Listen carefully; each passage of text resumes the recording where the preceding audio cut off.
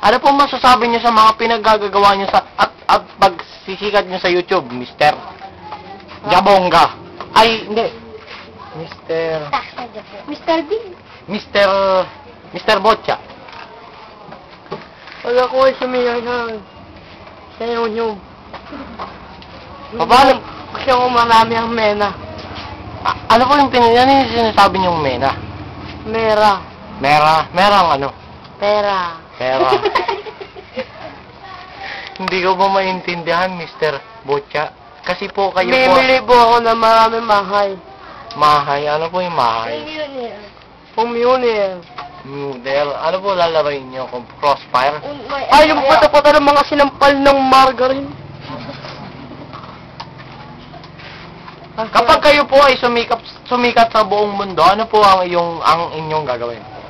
Mr. Botcha. Mga gandun. Bibili ang mga mamae.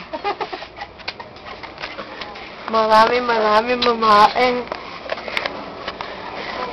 Kapag kayo po ay nagkaroon ng AIDS sa mga babae niyong mga titirahin, ano po ang gagawin? Wala akong baka dyan. Bakit po kayo walang pakialam, Mr. Botcha? Mama na hindi naman ako niyan eh. Wala namang gamot niyan. Ano pong gagawin niyo kapag kayo ay in-interview ng mga Amerikano? Nagmamamongi.